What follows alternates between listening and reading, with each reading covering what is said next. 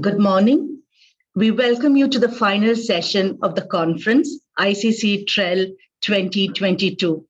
Welcome to SSN College of Engineering. I'm Divya John, and I'm privileged to welcome each one of you on behalf of the Department of English. Welcome to the International Conference on Classroom Teaching and Research in English Language, a Prospective Evaluation. I'm moving to a few housekeeping rules. If you have any questions and comments, please use the chat box. Please change your display name to your formal name. Thank you. May I invite Professor S. Thiruvenkataswamy to chair the keynote session. Dr. Thiru has over 40 years of teaching experience in academic institutes like Loyola College, Chennai, NIT Warangal, IIT Madras, and Chennai, and also in the industry like Karur Vysya Bank and Teledata e-learning services.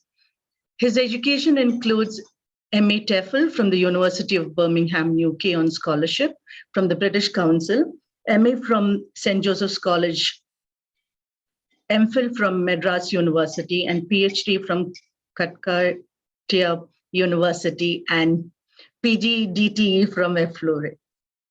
Teacher training has been his passion, and he has conducted teacher training programs for teachers in schools and colleges around the country. He headed the teacher training project sponsored by the Ministry of Community Development, Sri Lanka, over a period of 3 years, and trained around 200 teachers drawn from the plantation sector. Over to you, Dr. Thiru. Thank you very much, Dr. Divya, for all those nice words. And it was Kakatiya University. At the outset, I would like to once again say welcome to all the participants, and particularly to Stephen Krashen. It is a great honor and a privilege to say a few words about the renowned American linguist, Stephen Krashen, to this August gathering. I'm sure some of you would like to say, why does Stephen Krashen need any introduction to us at all? The answer is that it is customary on an occasion like this, and the good traditions have to be continued. First of all, Stephen, as we have been in correspondence with him for over a week in the past, is very young at heart and very youthful in spirit, and his passion for linguistics and ELT is amazing, something I think we really need to emulate. He has been constantly revisiting his thoughts on acquisition of language, and his inputs in the last 4 to 5 decades have been a great treasure house for every practicing teacher across the world.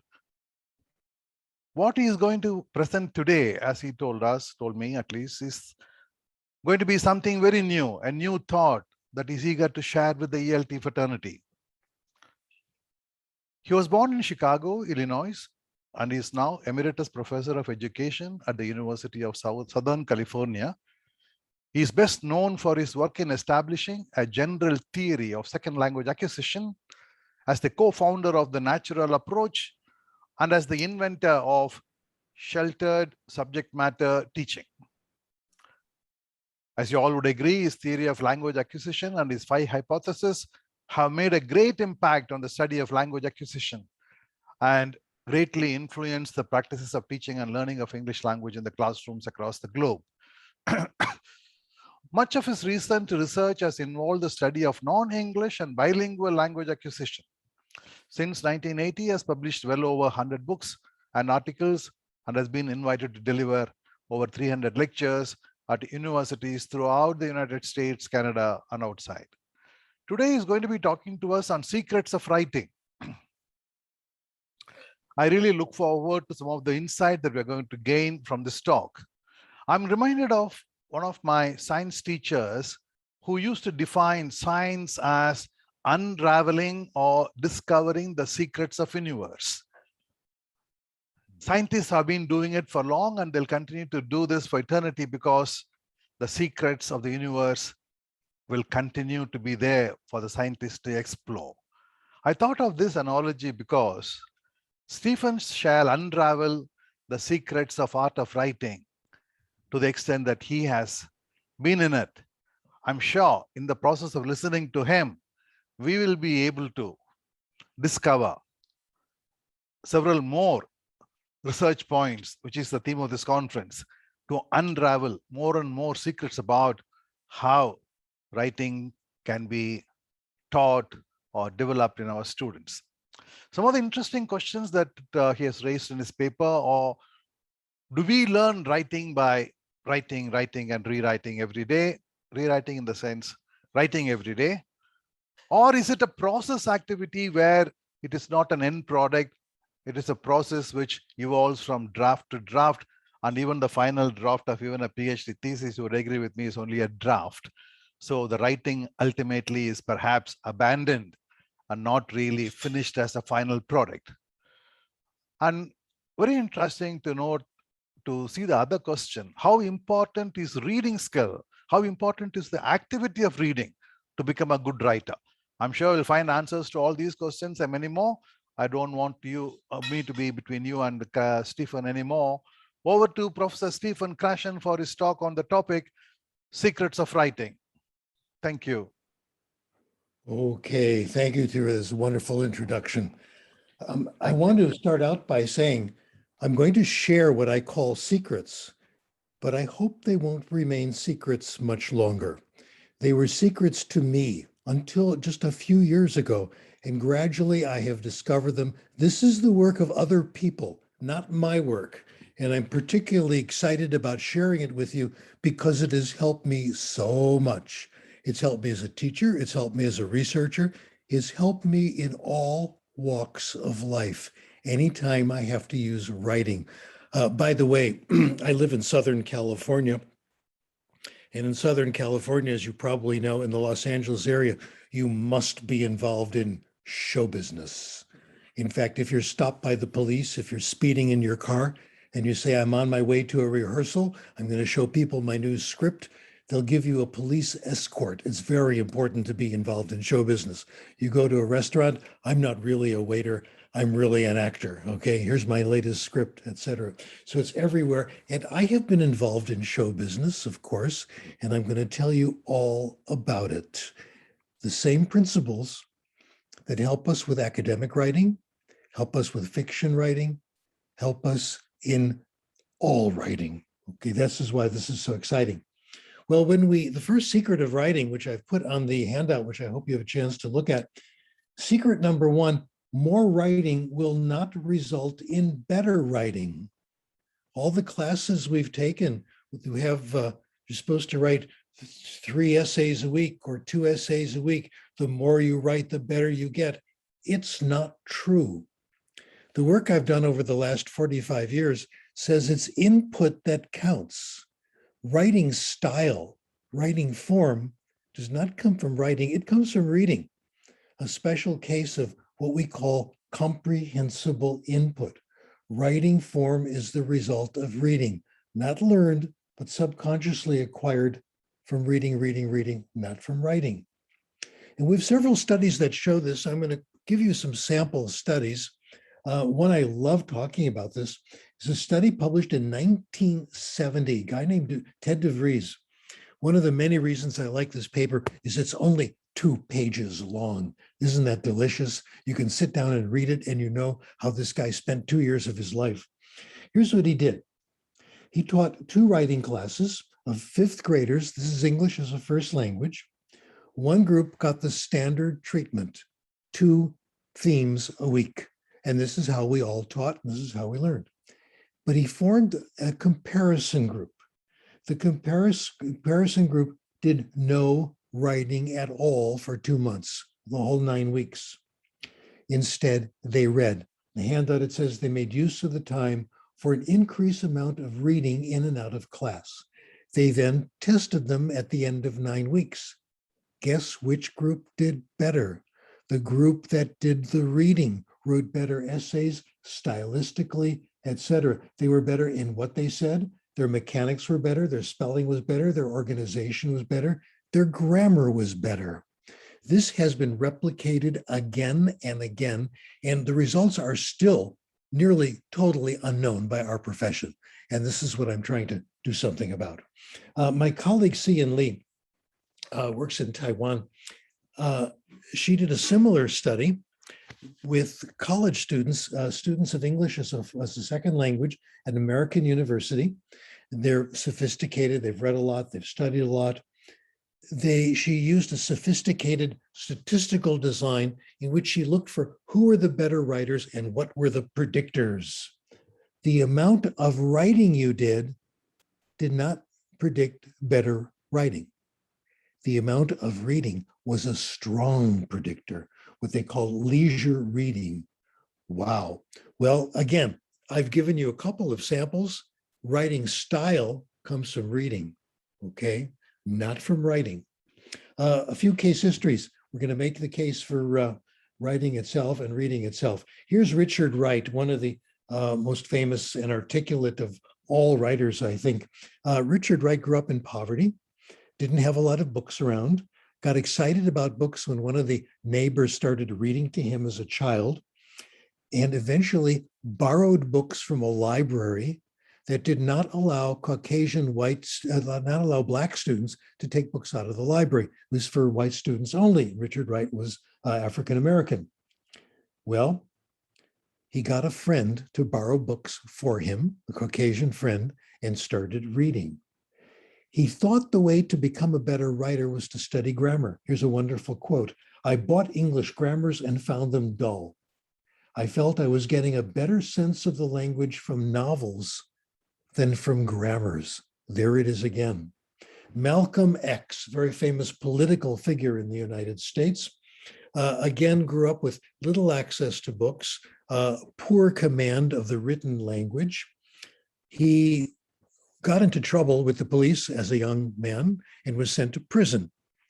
In prison, everything changed. In prison, he started reading.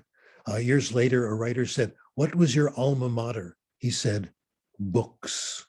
He said, "You couldn't have gotten me out of books with a wedge." They would come to inspect the prisoners every evening to see if they were in their cell. He would be in bed with the lights out, reading books with a flashlight under the cover, okay? It was reading that did it. I have a couple of more case histories which really have the same idea. In fact, there are many, many like this. Here's a case history of a student born and raised in South Africa whose family emigrated to Israel. When she got to Israel, she took classes in English and didn't do very well, even though she spoke it at home. She didn't do well her first year, had poor essays, etc. A fabulous improvement over the summer. The same teacher in grade 10, same teacher in grade 11, the same teacher looked at her essays in grade 11 and was astonished. Nearly perfect writing style in her English class. How did she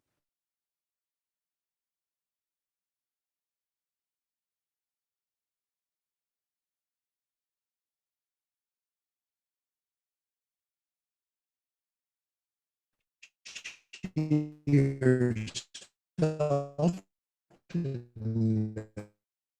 writer, but it does something marvelous. Writing helps us solve problems. Writing can make you smarter. The person here, one of the people I've learned a great deal from, is a professor from the East Coast named Peter Elbow, E-L-B-O-W. Great quote. "Meaning is not what you start out with, but what you end up with." Let me repeat that. Writing is not what you start out with, it's what you end up with. We'll see later the first draft doesn't count. Robert Cormier. The beautiful part of writing, you don't have to get it right the first time. You're not a brain surgeon. You can make mistakes, and you're supposed to, and make a lot of them. Neil Simon knew this. Neil Simon is possibly the most famous American playwright. He's written about 20 plays, and they're all good. If you know Barefoot in the Park, Biloxi Blues, The Odd Couple, Come Blow Your Horn, all these plays I've read or seen, they're all marvelous. Here's what he says. Mediocre writers write, good writers rewrite. The message today, rewriting is how you get better. Here's a quote that Susan Ohanian found in her books Day by Day. Children's book author Betty Byers takes 2 years to write a book, 1 year to write it, and a second year to polish it. Rewriting is what counts. Kurt Vonnegut, a wonderful source of wisdom. Writing allows even a stupid person to seem halfway intelligent. If only that person will write the same thought over and over again, improving it just a little each time. It's like inflating a blimp, a giant balloon with just a bicycle pump. Anyone can do it. All it takes is time. The next quote has done me so much good. I love repeating it because it has helped me enormously. Now, this is Ernest Hemingway's language, not my language, but it's brilliant. The first draft of anything is shit. Isn't that beautiful? Your first draft isn't going to be any good. You can expect that. Then you get your first draft done, then you can go on to the second draft. I found this out when I started my show business career. I belong to a local synagogue. I'm a member there. And every year I sing in the choir. I sing in the choir for several reasons. First of all, it's enjoyable. The cantor, the director, is very good. You not only do the music, but you get into the spirit of the Rosh Hashanah, of the New Year. It's very, very nice. And every year, I also write a play for the synagogue. I have now written 10 musicals. Can you imagine that? They've all been performed. They're for the synagogue. We take this a very famous Jewish holiday, a holiday of Purim, and we write a play kind of based on a movie. We change the plot a little bit, add some music, add a few stories, add a few jokes. Well, whenever I go to synagogue for the holidays, the choir in the synagogue are usually the actors in the play, because I know them very well. And they all say, well, Steve, what are we going to do this year? What movie are we going to use? Can we start rehearsing? And I haven't thought about it at all. So I start worrying about it. I said, I better get this done. So what can I do? I go for walks. That doesn't work. I start brainstorming, talking about it. That doesn't work. Then I remember Ernest Hemingway. The trick is do the first draft and then start revising. I sit down, write the first draft. The first day I might write 5 minutes, 10 minutes, and it's terrible. And I already have the plot because the plot's always the same. And still nothing happens. The next day I revise. The next day I revise a little more. After a week or two, I have a first draft. Then I meet with the cantor. This is the best part. We always meet at the same little restaurant in downtown Santa Monica, and we get a booth and we go over the play. Now, he's had more experience in show business than I have. And he gives me suggestions, et cetera. So we change it and we start singing the songs at the restaurant. We thought we were singing softly each time, but one year we were humming the songs, going through it. And as we left, the couple in the next booth applauded and said, we really enjoyed your performance. Do come back. Anyway, this is it. You get a draft, you change it, you make revisions, and it gradually gets better. I'm coming back to this several points. Let's go to secret number 4. When you took a class in school in writing, they told you to make an outline, have a plan, okay? Actually, I think that's a pretty good idea, but they told you how to do it in a certain format. Do 1, 2, Roman numeral A, all that.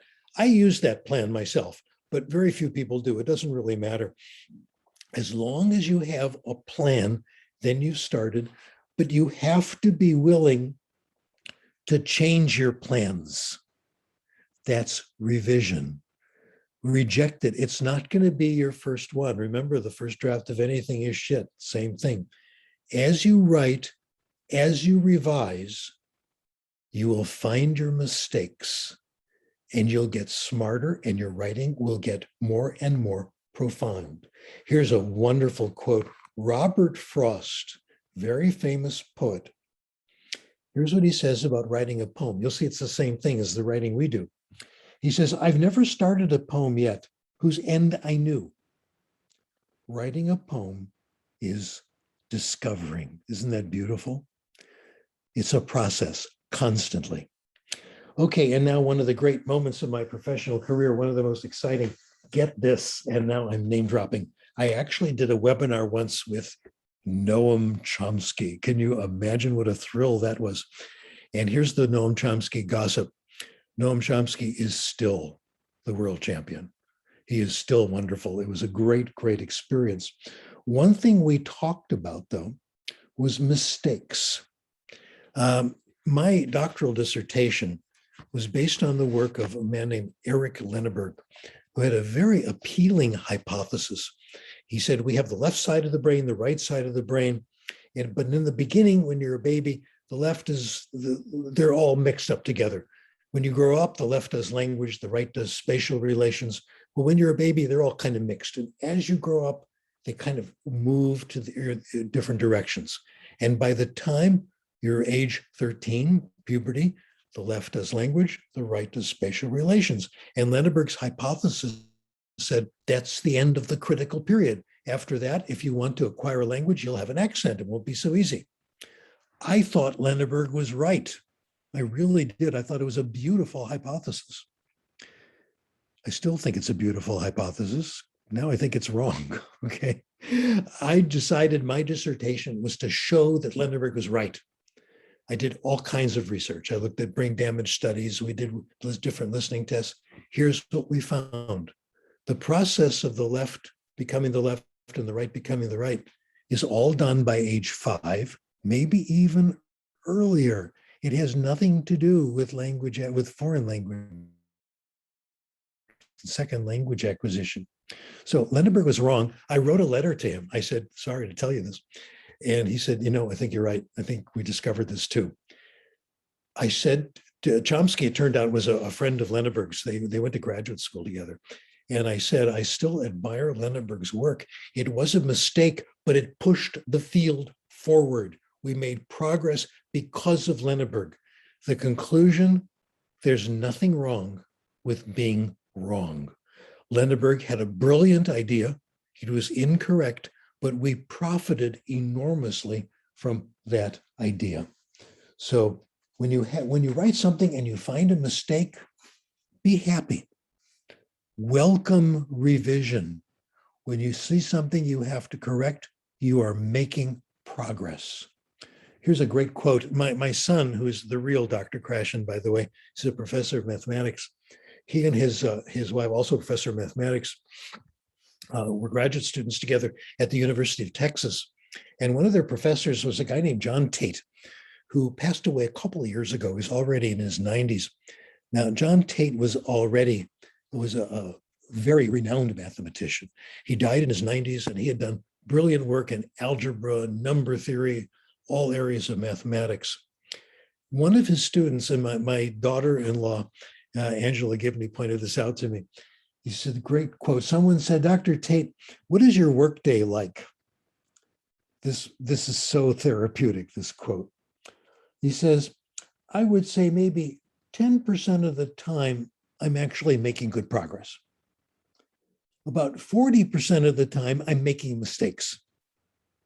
And half the time, 50% of the time, I'm wondering how I could make so many mistakes, how I could be so stupid. This is John Tate, one of the world's great mathematicians. Sometimes I've written Angela, my daughter-in-law, and I've said, I had another John Tate day. He says, she always writes back and she says, me too. That's how it is every day for, I think, real scientists. That's how it is for me. That's how it is for my son, my daughter-in-law, who are first-class mathematicians.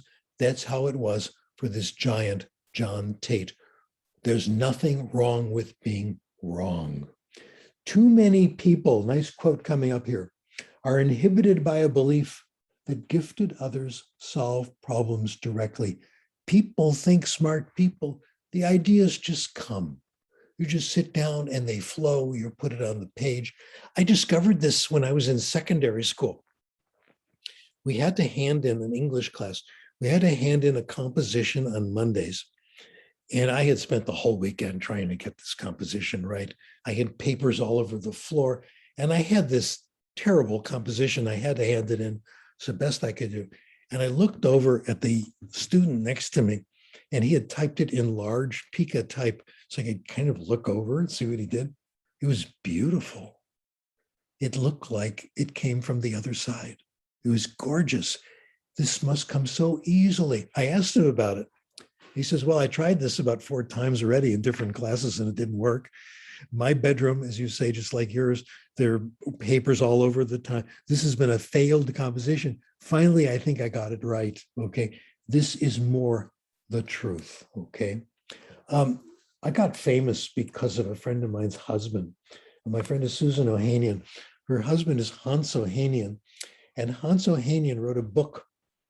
He's a physicist. Hans Ohanian wrote a book called Einstein's Mistakes. Great title. Einstein's Mistakes, the human failings of genius. Now, Susan and Hans knew I was interested in Einstein. They sent me a copy of the draft. It's wonderful. It is all about Einstein's mistakes. Einstein would write a paper for a journal on relativity. The next year, he would send the same journal a revised version and say, remember last year's version? That was no good. Here's a corrected. The next year, he'd write another version, say, you remember last year? He did this 4 times, 4 years in a row. Each one was published. Each one was a correction, okay? I had a friend in the university linguistics department. In those days, we used to mimeograph our papers, and he would always put a note on the top when he gave copies to his friends. It would say, this does not represent my current position, because he knew he would be changing it. And that's pretty close to the truth, okay? So anyway, he wrote a book called Einstein's Mistakes, and about all this back and forth you go through. And I wrote Susan a note. I wrote Hans and Susan a note, and I said, you made a mistake yourself. The title of the book, it's not mistakes, it's the creative process. And I quoted Kepler, the astronomer, it reveals the wondrous and twisted roads that lead to knowledge. So this is normal. Hans put it on the outside cover. Isn't that nice? You find it in a bookstore. Okay, here's Hemingway again with secret number 6. This is a good one. Gets up in the morning, I rise at first light, and I start by rereading and editing everything I've written to the point I left off. You've been sleeping. Things have been happening in your subconscious mind to help you solve some problems. We're going to come back to this point. This is where I first got the idea for this. Secret number 7, delay editing. Now, every course in writing that you have taken says this. It's universal advice, and I think it's very good advice. The analogy is don't put on your makeup until you've taken your shower. Don't put on your makeup first and then take a shower. Wait till you're on your last draft and you're pretty much happy with it. Don't make changes in spelling, punctuation, and grammar while you're writing. Only make changes in ideas.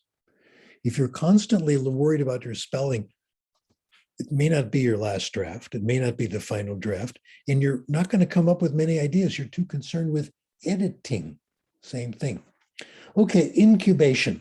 Tell you where I got the idea. Secret number 8. I was in San Antonio giving a couple of lectures. And during time between lectures, I went over to the San Antonio University library and went for walks in the sections, book sections. In those days, you could walk into a library and actually see books and journals and take them down from the shelves and look at them. Now it's all digital, so you can't see anything. Anyway, I found a book on this shelf by a guy named Graham Wallace called The Art of Thought. I started reading it. I was so taken with this book, I still am. I Xeroxed every page. In those days, you go to the library with small coins and you go to the Xerox machines and you make copies. This was a great investment. Wallace hypothesized we go through certain stages in coming up with good ideas.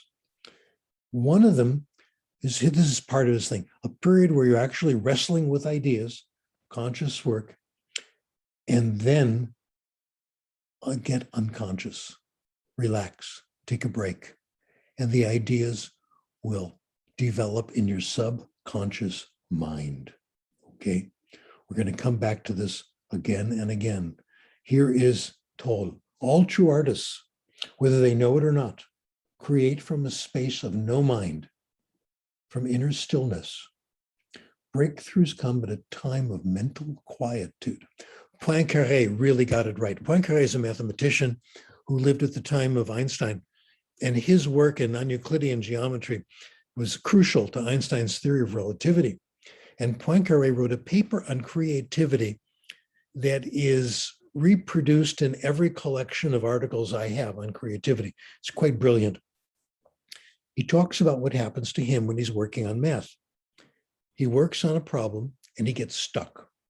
He gets stuck all the time. When that happens, he gets up from the table and does something mindless. Now, this is 100 years ago, so he would get up and put some wood on the fire, okay? Then he'd come back and he'd find that the little writer's block was a little bit easier to deal with. Each time the correct way of saying things, the right idea would get a little bit more obvious. I have used Poincaré's method with great success. Let me tell you about my secret behavior. First of all, I'll tell you what I do at home. I like doing the dishes. That's my job. When I do the dishes, I'd like to go into the kitchen alone, close the door, but I bring my computer into the kitchen. I open the computer and I start washing dishes. I wash 3 and dry 2. Then I go back to the computer, start writing, working. I get a writer's block. I get writer's block every 2, 3, 4, 5 minutes. I then wash 3 dishes, put away 2. Later in the evening, I wash 2 dishes, put away 3. That short break of maybe 2 minutes will help destroy the writer's block. At the end of the evening, the dishes are done, and I have made progress in my work. I can take a dishwashing labor, a job that would take the average person 20 minutes. I get it done in 2 hours because I'm constantly taking breaks and going back to my work. The inauthentic labor of life, the boring chores that we have to do, are fabulous for incubating, letting your subconscious mind solve the problem for you. It really does work. In the old days, we used to go to conferences. Don't do that anymore. It's all on Zoom and all this. But in those days, they'd be in hotels. So I'll tell you what I used to do in hotels. My secret life in hotel rooms. Get into the hotel room. First thing I do, I take my suitcase, put it on the bed, walk over to the desk, open up the computer, start working. After I'm working on a paper, I'm writing a letter to the editor, I'm doing correspondence. Within 3-4 minutes, I get my first writer's block. I open the suitcase, take out 2 shirts and hang them up, then go back to work. When I go back to work, that writer's block is dissolved a little bit. At the end of the evening, the room is clean. My clothes are put away and they're hung up and neat and clean. And we're all embarrassed about hotel rooms. We don't want it to look sloppy when the worker comes in and cleans up. So this makes sure it happens. Poincaré was right. Secret number 9 is really the same thing. Stephen King, wonderful writer, as you know. Don't wait for the muse. Don't wait for the creative spirit.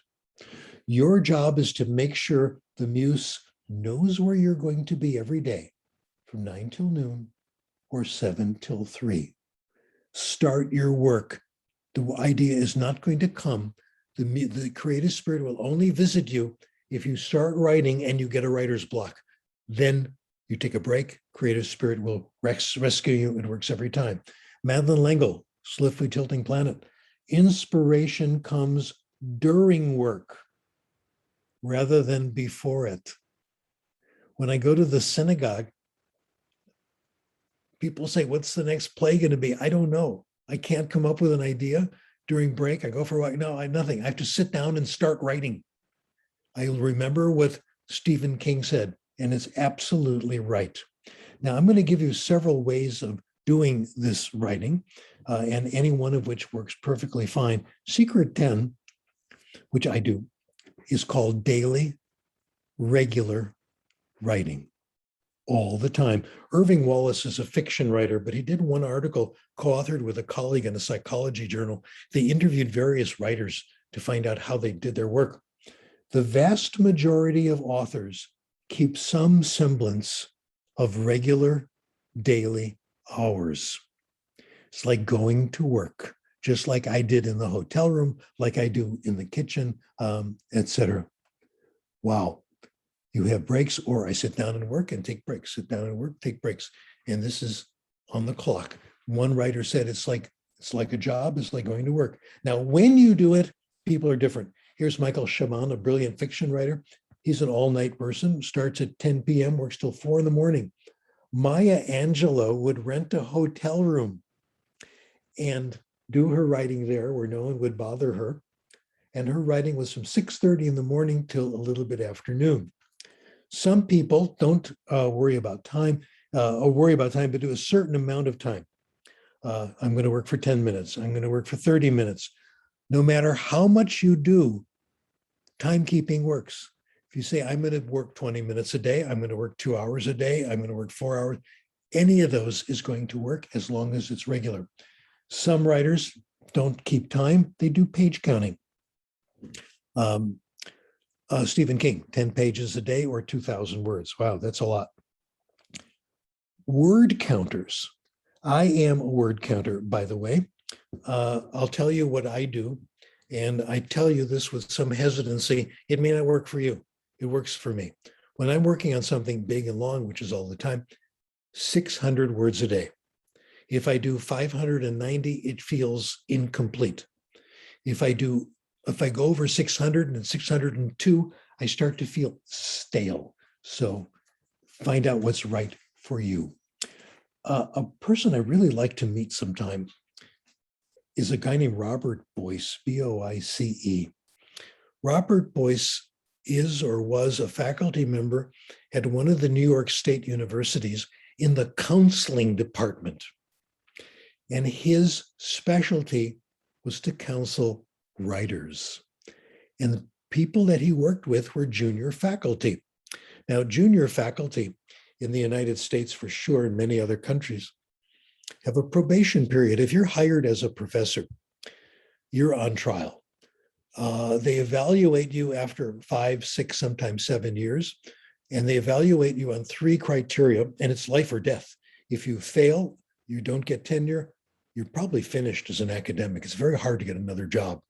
If you get tenure, you're okay. It's very difficult to fire you once you get tenure. So what are the criteria? Well, there are 3 criteria. 2 of them are bogus. They don't really mean it. One is your teaching quality. Well, the truth of it is, if your teaching quality is terrible, you might lose your job. But if it's just okay, that's good enough. If it's fabulous, they actually get a little worried. Maybe you're spending too much time teaching and not doing your research, et cetera. So that's one of the criteria. The second is committee work. And again, if you do a little and you're not a total messing up, it'll be all right. What really counts is publication, obviously. You've got to have the right amount of publication in the right places, et cetera. So what Boyce did was to look at junior faculty who were going through this trying period, and what they tried and whether it worked or not. I found it to be it made me very nervous, this pre-tenure period. And I decided I'm not doing this again. Win or lose, I'm not going to go through it again. Once was enough, but I made it through, so it was okay. Anyway, wow. Here's what Boyce found. The faculty kind of naturally divided into 2 groups as to how they behaved. One group were daily, regular writers. They did one of the things that I talked about here. They did it by time, by pages, by words. That group all got tenure. There were no failures. Isn't that remarkable? So, and it didn't matter how much time. If you put in, say, 20 minutes a day, that group did okay. They not only did okay with their scholarship, they did all right in committee work. They were on time to meetings. They did their responsibilities, etc.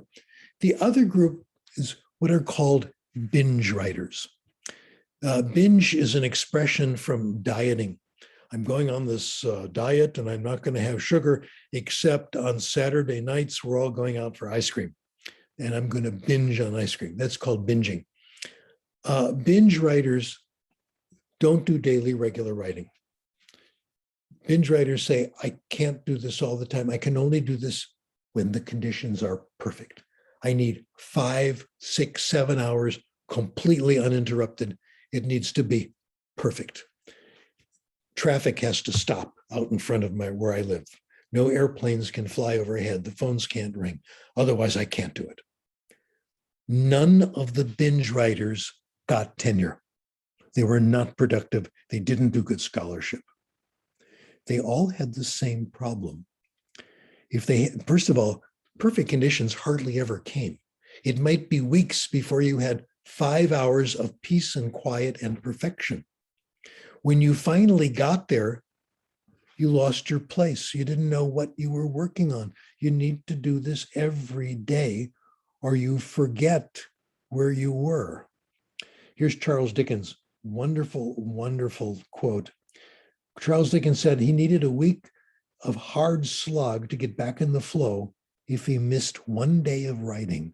If he missed a day, he didn't know where he was. Peter Elbow says it's like having a big ball of string and you can't find the end. You got to do it every day or you lose your place. I find when I do daily regular writing, which I do now, the world will do its best to help you. It's like a conspiracy. You're working on a project, you go out and do some shopping and you're in the milk section and you overhear someone saying something and it stimulates a thought about your writing and you have to write it down. The world, there's a conspiracy to help you. You'll find germs of ideas everywhere you go because it's close to the border between the subconscious and subconscious, just beneath your conscious mind all the time. You get an idea, you'll be able to take advantage of it. Conclusion of Robert Boyce, faculty who had a regular, moderate habit of writing got tenure. And that has helped me incredibly. When I'm busy, I can't do it. I will make sure I do a couple of minutes of writing anything, and I'm much better off when I can go back to it. My conclusion, partial conclusion, I have a ways to go. We call the composing process, for me, it's really this. You write, you get a writer's block. You take a short break. During that break, you incubate. You go back, you rewrite. Repeat it over and over again. My life is one writer's block after another. I did write today. I did quite a bit of writing today. It was all writer's block. During writer's block, I did something mechanical, something mindless. I would clean something out, do a few dishes, do this, whatever I could do where I didn't have to do conscious thinking. What doesn't work is to alter two projects. I'll do a little bit on this paper, a little bit on that paper. That doesn't work for me, might work for you. But I try to do something completely mindless, or I do my exercises or something like that. I don't play the piano during breaks. That doesn't work. I am an amateur pianist and I do play the piano. I practice each day. But I find if I take my break at the piano, I don't want to get up. So I'm having too much fun. So that's a bad habit, I think. Okay, Secret 11, and this one is from Peter Elbow. It seems to be contradictory. We get our writing style from reading, but Secret 11 says, write before you read. When you're first starting an essay, you've kind of a topic. Don't look at the literature first. If you're going to do a paper on spelling accuracy, don't read all the research on spelling. If you're going to do a paper on, Krashen's theory of comprehensible input, don't read everything. Put down your own ideas first. Then do the reading. And you'll see whether the people you read were just as smart as you are if they've come up with the same idea. First, get your own ideas on the page. Then read to see what others think. This has helped me enormously. I make this mistake a lot. I start reading everything and all I do is get confused. First, write down your own ideas. Then when you read, you'll know what you're looking for. Read, this is secret 12, read narrowly.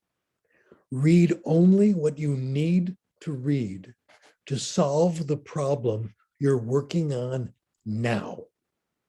You don't have to keep up with the literature. Those of you doing research, I've got to keep up with literature. Here's a new journal. Let me see what this guy did. Let me see, it's not my area, but I really should know it. Someone might ask me, it might be on the test. No, don't worry, it won't, okay? Don't worry about keeping up. What has happened to me has happened to you. If I violate this, I don't remember stuff. I don't remember stuff that I read just to keep up. I'll see an article in one of my journals. It has my underlining, my notes in the margin. I might have read it 2 weeks ago. I have no memory of ever having read the article. But if I need the article to solve a problem, I never forget it. It's permanent. If you need data to solve problem, that's the key to long-term memory. It'll be there forever. So only read what you need to read on something you're interested in right now, that you're writing about right now. Okay, now let me talk to those of you who are actively involved in writing research papers. I'm going to use as an example the quantitative research, but I think the general idea works for everything. If you're writing a paper where you've done an experiment, you have two groups, and there you see which group is better in problem solving, and one group drinks 5 cups of coffee, the other doesn't. You see which group is better. I'm sure the coffee drinkers will do better. And you get 2 groups. Here's group 1, group 2. You get their mean scores. You do your statistics, etc. The first thing you do, you work on what I call the central table. Every empirical journal paper, in my opinion, has a central table. You look for that first when you read, and when you write, that's the part you write first. There's always one table that tells the whole story. Group A, group B, here's the mean, here's the standard deviation, here's the results of the t-test or whatever you did, and then you know what happened. When you're writing, that's what you do. You do the central table. After that, you can do the supporting tables. How many subjects, how old were they, etc. Then write up the results connected to the tables. This should be easy because you've got the central table and you've got the tables that support them. Then the procedure, we're working backwards. With so many subjects, they came from this school, etc., age 26.5, etc. Then you start the conclusion. All conclusions begin with a quick summary, and that's a good idea. You say what the study was about, what it said, you do it in 2 or 3 sentences, and it's usually followed by apologies, things you did wrong, the flaws of my study. You know, what I did wrong, don't do the same thing. I usually skip that. The implications in future research, make them both short. You're not writing a dissertation. You're writing a paper for practicing scholars who already know the literature. Otherwise, they wouldn't be reading your paper. The implications can be quick. Here's from Crick and Watson. Crick and Watson were the inventors of the double helix, you know, the DNA molecule, what it looks like. This is their entire implication part in future research, what to do. It has not escaped our notice that the specific pairing we postulated suggests a possible copying mechanism for the genetic material. Now, if you know the research, you know what that means. If you don't understand that sentence, you shouldn't be reading the article, probably. Okay, so keep it short.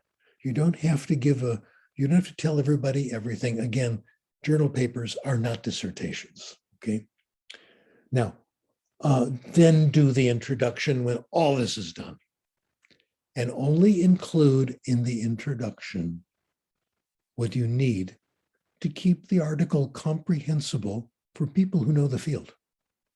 Again, you're not writing a textbook. You're not lecturing people. You're giving them only what they need to know to locate the article in their knowledge. Okay, do it last. Okay, We're always told when we write in school, high school, secondary school, university, consider your audience. I'm going to say that's a bad idea. Consider your audience last. Gee, I really want to get a paper published in the New York Times book section. I really want to get a paper published in that journal. So you start reading that. I would say no, do your article first. Don't consider the journal. Don't consider what they want, how they want their footnotes, etc. Don't put on your makeup before your shower. When you're done with your paper, the paper will tell you where you should submit it. Forget the journal, the magazine, the newspaper, until you're nearly done.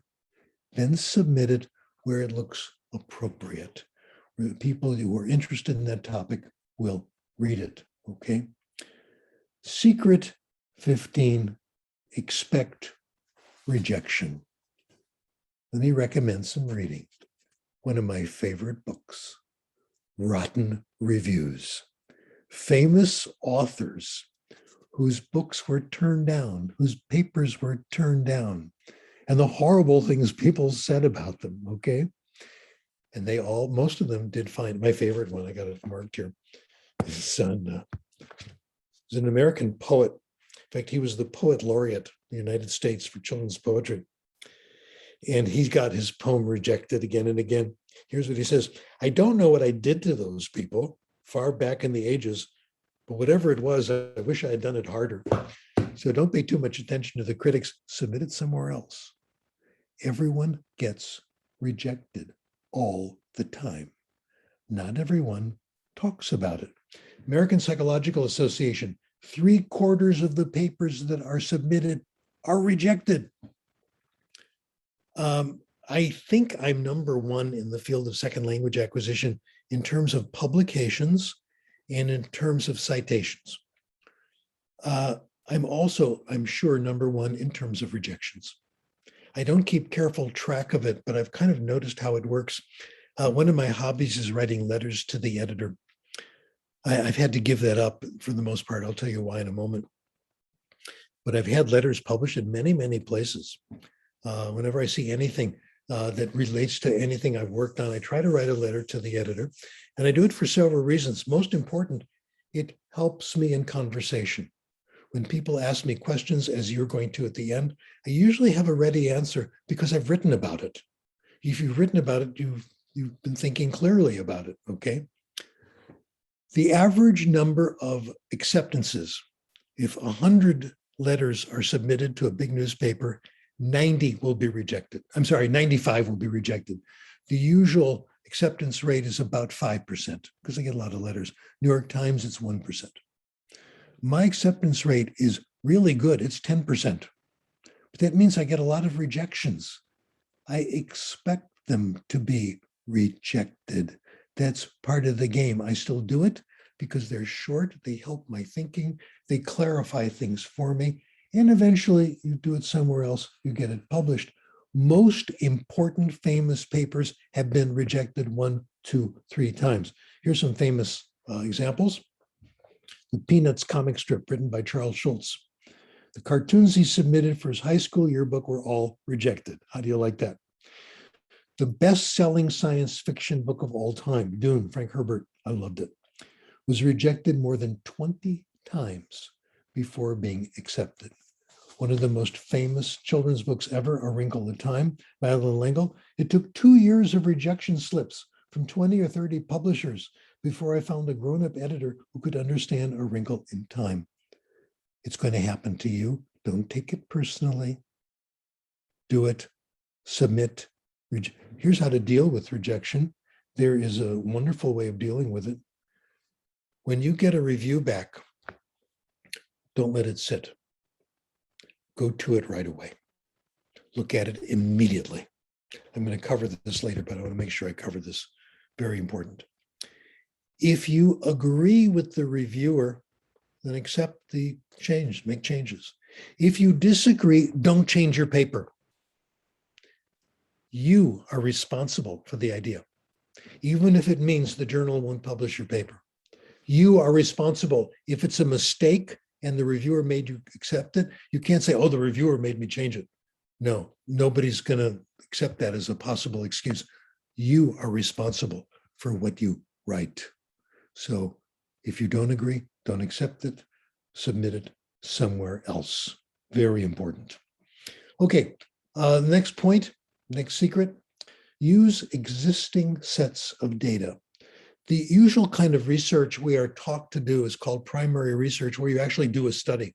You get group A, group B, give them different treatments, see which one is better. It's not the only way.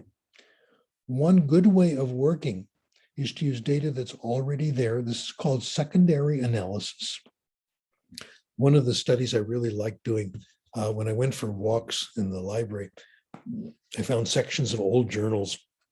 There's one journal of English journal that focuses on English as a first language and studies done. I found the section 1897 to 1910, and I found all these old papers. I found 2 papers on spelling where they actually had all the old data there. They gathered the data in 1895, 1902. One group got spelling instruction, the other didn't. You see if there's a difference. Both studies found no difference. Spelling instruction didn't matter. And there was class after class after class. Now in 1902, they didn't have the statistical tools that we have today. Most of the tools were developed in the 1920s. My student Howard White and I took this old data, fed it through the mighty computers at the university, and we found the original authors were absolutely correct. This is Rice and Kornman in their papers.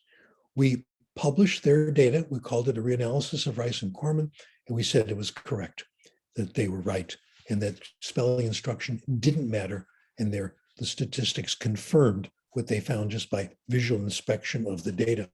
By the way, our conclusion in the paper is that spelling comes from reading, and that teaching spelling is not very effective. Most of you know that already, I'm sure. We sent it to the #1 reading journal in the world, the Reading Research Quarterly. They rejected it the day they got it. We got 3 rejections, all the same sentence. They sent it right back to us. This is a reading journal, not a spelling journal. Well, guess what? There are no spelling journals. That's the only place we could publish it. We didn't write them back. We submitted it somewhere else. It was published, no problem. Another device I'd like you to consider is to use what are called unobtrusive measures. Unobtrusive measures, you don't have to do an experiment.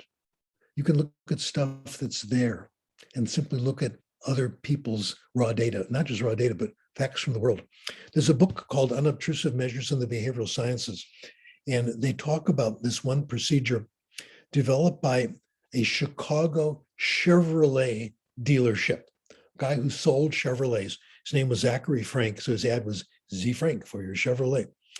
And he wanted to know where to advertise in radio stations that are driven by potential Chevrolet customers. So he could have done a survey, listened to the radio, blah, blah, blah. Instead, brilliant. He went into his own repair shop and he asked the repair people, see where the radio dials are set and write it down. He found out where Chevrolet drivers, what stations they listened to. That's where he put his advertisements. I co-authored a study. It was really my colleague who did it, Anushana Ashtari. Her field in this time was bilingual education, especially heritage language education. As you know, heritage languages don't last very long. The language spoken at home, unless it's well supported, it disappears. This is certainly true in the United States. She was concerned about what happened to families that use Farsi at home, Persian, okay? The area she looked at was the Beverly Hills Westwood area. And she went to the local library. Beverly Hills and Westwood is where Iranian families lived. They're good, solid numbers. And the libraries you would think would have books written in Farsi. So she went into the library, took books down from the shelf to see in Farsi, written in Farsi, to see where they were marked up, where the pages were creased. And from that, you can tell how far they got in the book. Most of the books were self-help books, teach yourself Farsi, etc. The average reader got up to page 10 and they gave up. This means you can do research without bothering anybody, without applying for research funds. Find unobtrusive ways of doing it. And that's the wear and tear study. Okay, secret number 18, beware of infatuation. All right, infatuation of ideas. We all get excited all the time when you get a new idea. You read a paper, oh, this is so interesting, and you want to read all about it. Okay, write down your ideas, make a note on it, but don't change your research direction. Stay with the topic you're supposed to be working on it. Here's Simonton. The more successful psychologist researcher is one whose research program seems to concentrate on a well-defined set of interrelated topics. Don't spread yourself too thin. You want a natural development from one group of ideas to another instead of flitting from interest to interest. I am always tempted. I always fall in love with a new idea and I want to read about it and do it. Oh, I'm reading a book now, which I got from my daughter about dogs. It's called How Dogs Anticipate When Their Masters Are Coming Home. It's so interesting. I wanted to read more and more. I've been reading the book, but I am disciplining myself not to read about psychic phenomena in animals and to wait and to make sure I go back to my own work, okay? Well, what I want to do now is talk about what I hope would be the number one question. We're in the question and answer period now, and I'm going to ask and answer the first question. I hope you don't mind. We've been doing this, the comprehensible input stuff, which most of you know about, has been going on for 45 years. Why isn't everybody doing it? Why isn't everybody using comprehensible input in their classes? Why aren't they doing reading more, etc.? What will happen to the ideas I've given you today, I've shared with you from other people? Will we be doing this or will there be resistance? Actually, it's a long time before new ideas are actually accepted. I think there's some very interesting reasons why, and we can do something about it. I have three reasons. Where is the research published? It's published in professional journals and in academic books. You won't find my work in bookstores, okay? Or your work, okay? So it's hard to find. And when you do find them, you can't buy them because they're too expensive. If you want to utilize an academic library, you've got to be a member of that university.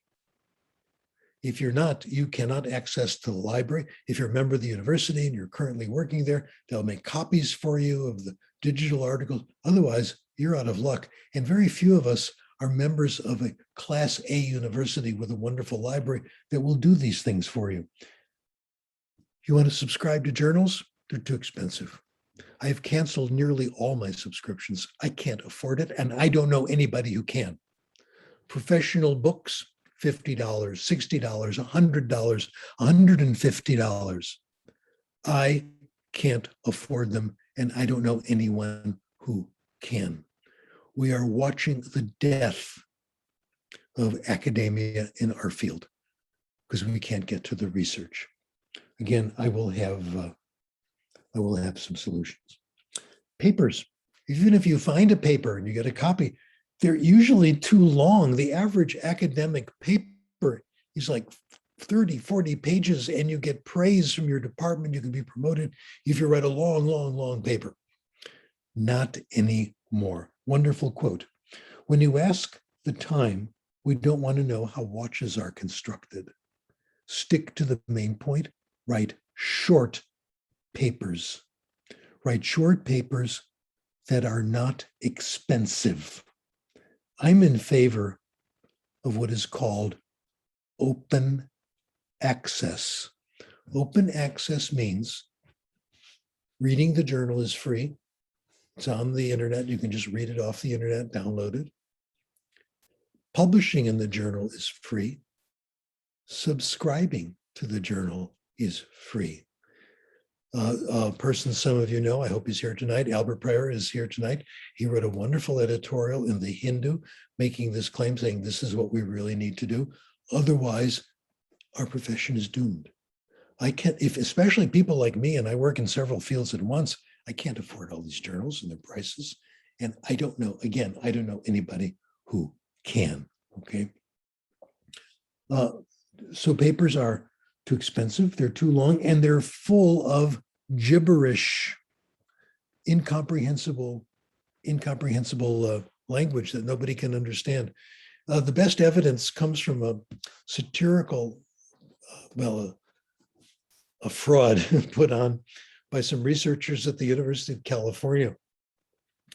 They were asked by the department head that they were in to get some speakers on medical education and organize a series of lectures for the medical faculty. They decided to play a joke. They hired a professional actor, an actor who had been in movies and had played the part of a doctor, but not the leading role. So he kind of looked vaguely familiar. And they gave him the name of Dr. Fox, and they gave him a script about some new procedure in medicine and surgery, et cetera. And the script was total nonsense. None of it made sense, but this was a professional actor who made it lively, exciting, et cetera. It was voted the best lecture of the year. I learned so much from it. Nobody could have learned anything from it because it was complete garbage. It was complete nonsense. So when people don't understand, they're sometimes afraid to admit it. And you get points that way. Chris Hedges wrote a brilliant paper. He says, as long as academics write in the tortured vocabulary of specialization, where they're unable to influence public debate, they're free to espouse any bizarre or radical theory. People don't understand you, you can say whatever you like. And you can get prestige, et cetera. This is important, but nobody's going to quite understand it. It doesn't matter. So this is what is going on.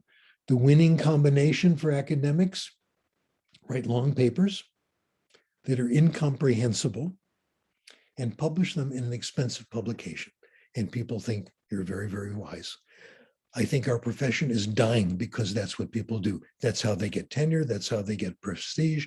Short, open access papers that are available for everybody.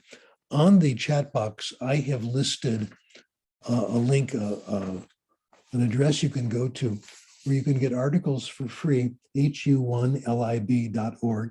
Type in my name. You'll find my books. You'll find my articles. Do it.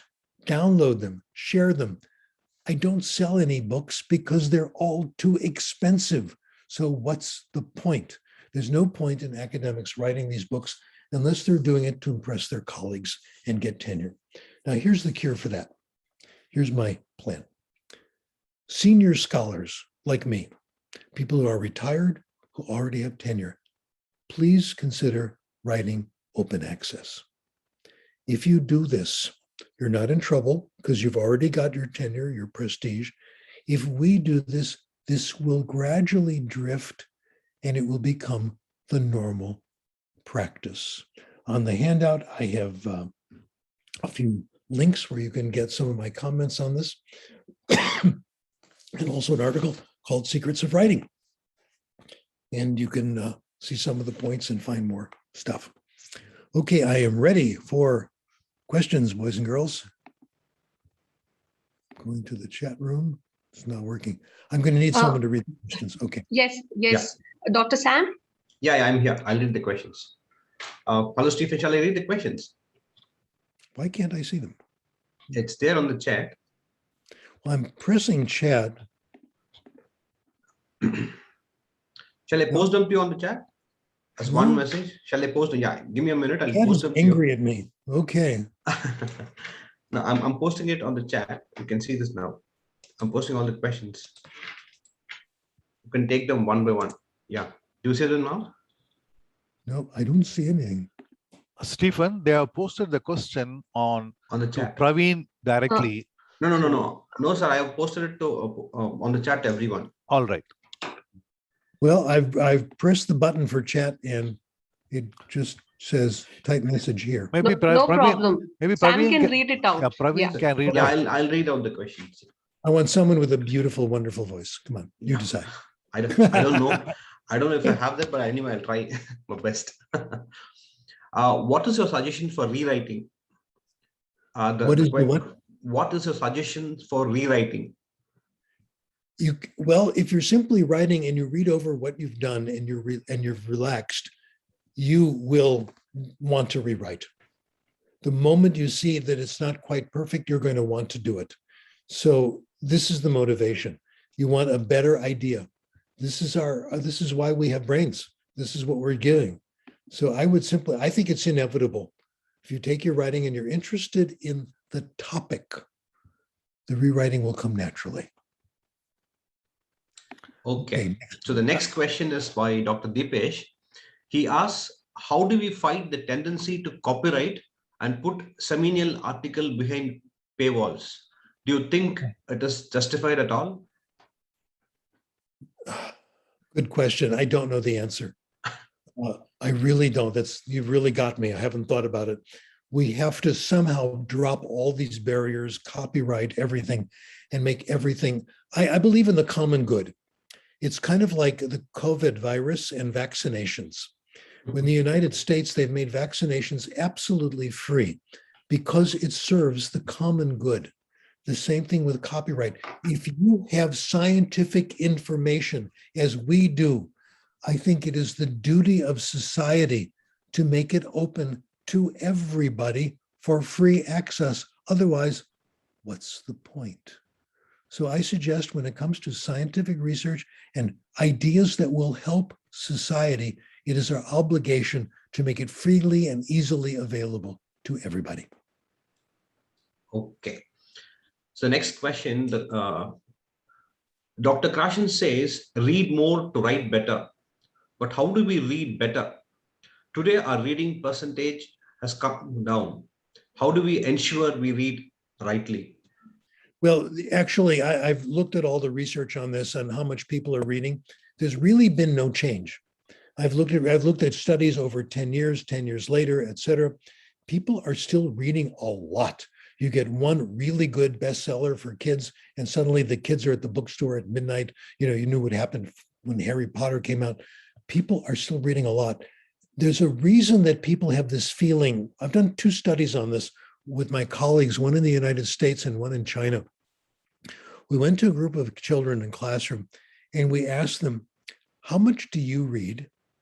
How much do your classmates read? Every single case, all these children thought they read more than their classmates do. It was true in China, true in the United States.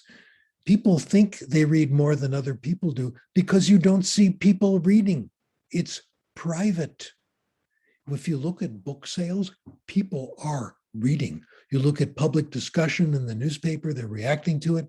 There is no lack of reading. I think reading has held out pretty well. And if you look at my list of papers, you'll find research on this paper after paper. People are still reading quite a bit. It has not declined. Okay. Next question goes like this. When I'm writing, reading around my area is such a wonderful escape. How do I fight this temptation?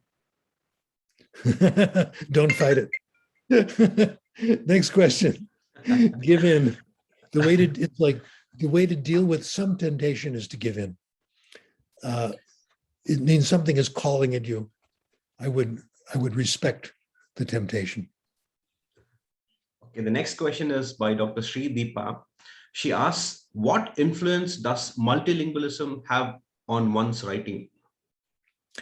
Good question. I think it has a positive influence because if you're multilingual, you're going to read more, and you get a wider sense. You get a wider sense of what's out there. If you only read, for example, in your first language, or in my case in English, I'm missing a lot. So I try to read in other languages because a great deal of it is not available. So it does expand your horizons. In terms of writing style, I don't know. I don't think it has much of an effect because your writing style comes from what you've read in that style. But in terms of cognitive development, you get wonderful, refreshing ideas, no question. Good questions, folks. Yeah. Great. Have another one. Yeah. The next question is by Dr. Sujata Priyadarshini. She says, I keep rewriting and I'm never happy with my written essay. When do I stop revising? Well, I have that problem too. I started writing an essay 4 days ago, and it was going to be a short letter to the editor, just a couple of paragraphs. I'm still rewriting it, and I'm still rewriting it. This is like a 2-paragraph comment. This is good. Rejoice. It's constant learning. You're getting deeper insights. This is wonderful. Sometimes it'll have to be good enough. And it'll be good enough when you've said, I've written it clear enough and the ideas are good enough, so it's going to do someone else some good. When you've reached that point, when it's going to be helpful to someone else, it's your obligation to get it published. Yeah. The next question is by Shankar Kumar, yes. And he says, as indicated by you, write some time and take a break and write again. Very much impressed by the idea. But do you think, does this lead to lack of coherence in writing? No, quite the opposite. It's going to make things more coherent, because each time you take a break when you get a writer's block, you don't take a break just for fun, okay? You take a break because there's a block. You need to work something out. And the new insights you get will connect you to your old ideas, and you'll have more coherence than you ever did. So obey that impulse. When you have a problem in writing, something isn't right, you're not quite sure what to do about it, be happy. You're about to learn something new. Get up, do something completely mindless, 2 or 3 minutes, 4 minutes, 5 minutes, come back to the writing. You will get some kind of idea. You'll solve 2, 3, 4, 5% of the problem. Each time you do it, it'll be more coherent than ever. Thank you, sir. The next question is, can peer feedback be effective in teaching writing at the tertiary level? What basic parameters are essential in such a context? Oh, feedback, good question. I've reached the point myself in professional writing where I don't ask for anybody's feedback. I know when it's right. I have this inner editor, et cetera. I know when I have to make a correction. When I write for theater, like in the synagogue, I always meet with the musical director, the cantor, because he knows music on the stage, musical theater, better than I do. And I've sat with him, he says, this part is too long, take this away. I can tell he's right. I'm getting better at it, okay? So yes, I would get feedback from people do know more than you do in that area. That's what I'm doing, and it's very, very helpful. In fact, anything I write, I always want him. He has the first draft of this year's play, and he's working on it, and he's going to get back to me, and I'm going to be happy to see what he says. But in general, for my professional writing, I reached a point after a while where I really didn't want anybody else's opinion. Sorry to say that. And you reached that stage too. So there's a similar question. The question goes like this. Do you think we should discuss our research ideas with our peers? Do you think it can help with the motivation on the person writing? Yes and no. It depends on who. I have some friends, I have a couple of former students, graduate students, et cetera. It does help. I mentioned Ishana Ashtari. I do ask her what she thinks of an idea. Jeff McQuillan, I ask him, just going over it. And it's sometimes it's very encouraging to get this kind of feedback from people you really do respect, no question. But that's quite rare for me in my professional writing. Just 1 or 2 people here who know me, know the field very well. Very rare. A lot of the times I don't ask anybody. I don't discuss with anybody.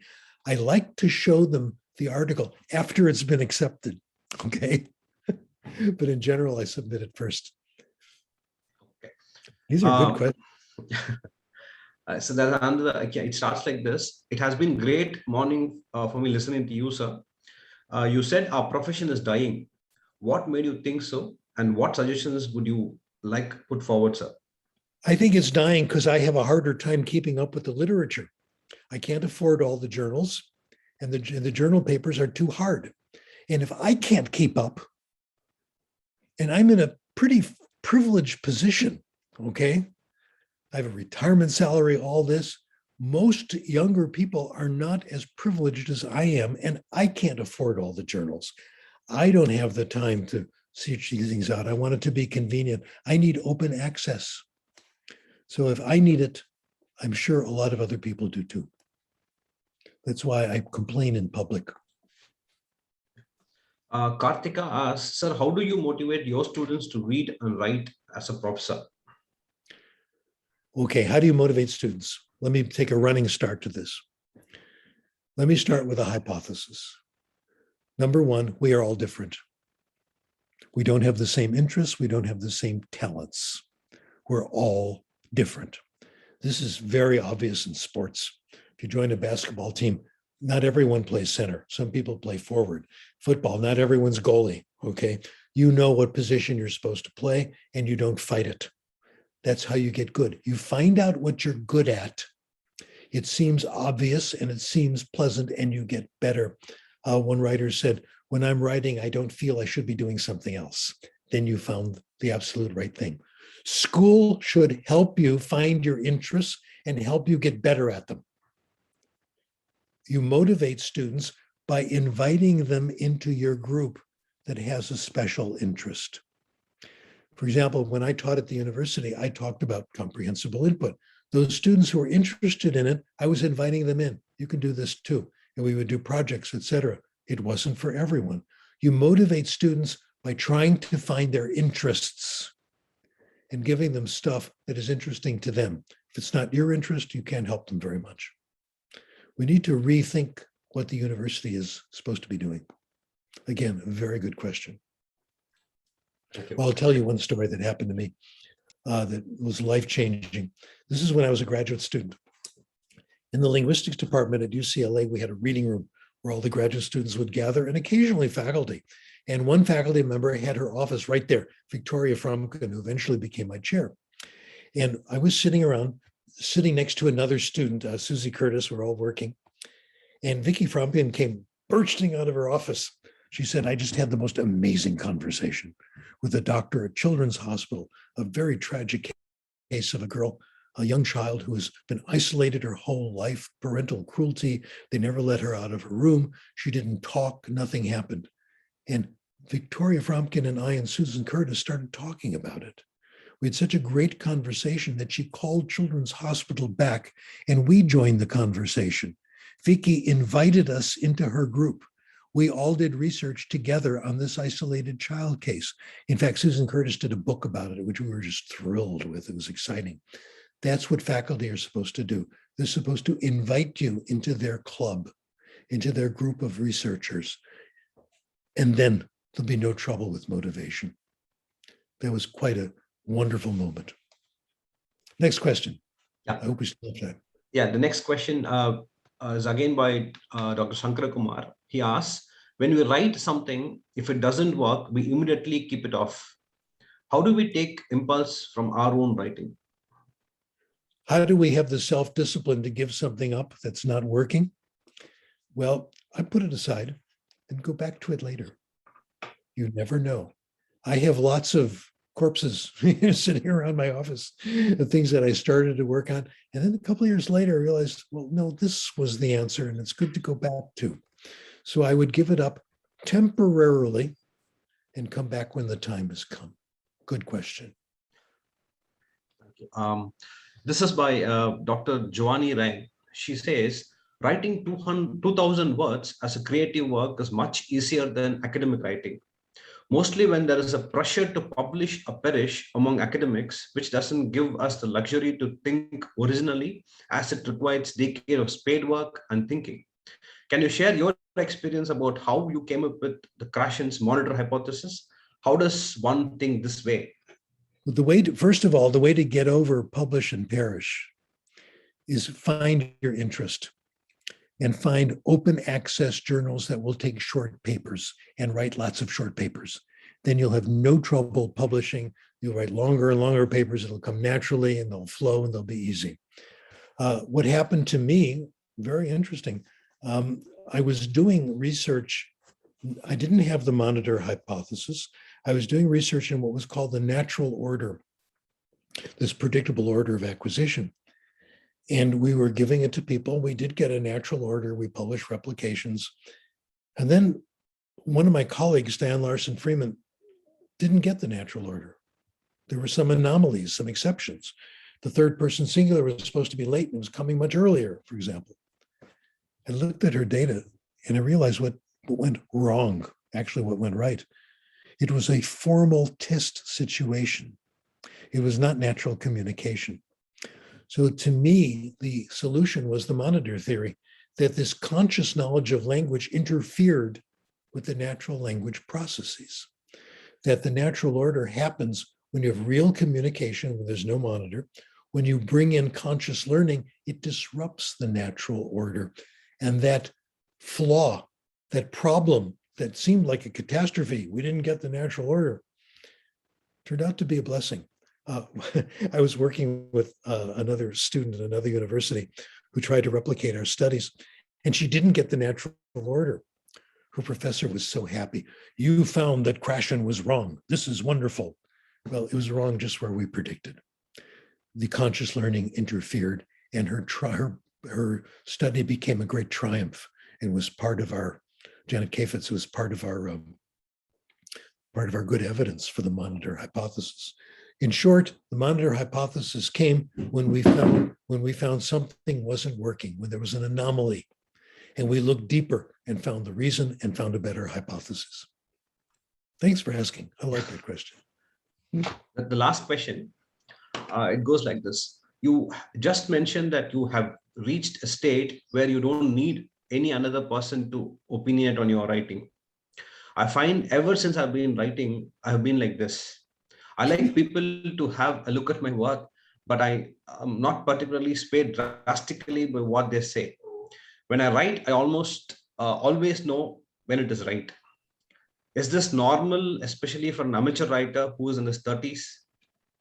Good for you. You have a felt sense, an intuitive sense that this is right. That's wonderful. You're making progress. It took me a long time to get there, but congratulations. So thank you so much, Stephen Krashen. We, the teachers here, writers here, researchers here, we all found lots of new, interesting ideas, very original ideas, very inspiring.